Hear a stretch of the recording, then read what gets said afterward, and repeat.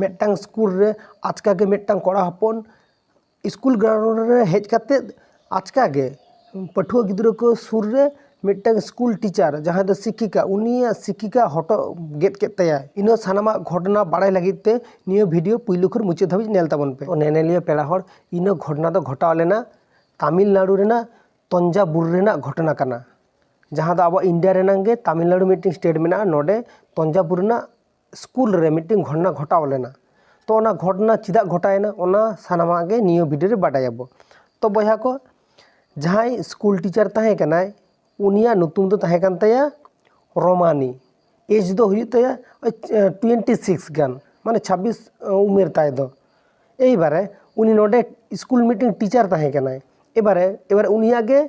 सागुन दिन ना हिजु कन ताहे दे सागुन दिन माने मैरेज रेना मीटिंग कोड़ा हपन साला मैरेज ठीक लेना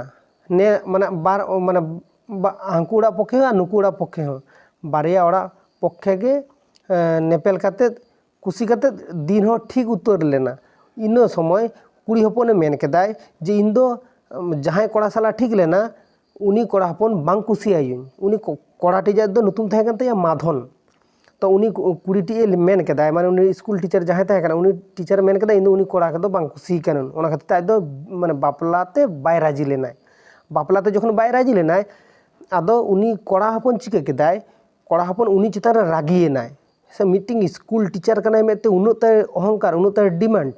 तो ओने उनका रागियेना आदो रागियेन खाने चिकायनाय तो उनी ओने उनका मेन केदाय जे इन जखन बांग बापला उनी के इन अकय हो बांग बापला हचुआकन तो ओने उनका दिस हुदिस काते चिका केदाय जे उनी मिद दिन आचका के स्कूल रे बोलयना ओका तमिलनाडु रेना तंजाबुर रेना स्कूल रे बोलो काते नोडे झोत्तो गिद्रो को मेना को पठुआ गिद्रो को मेना को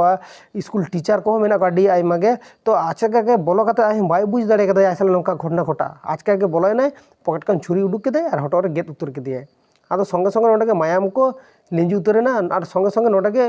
माने आया शरीरटा नोडे के नूर उतरेन तया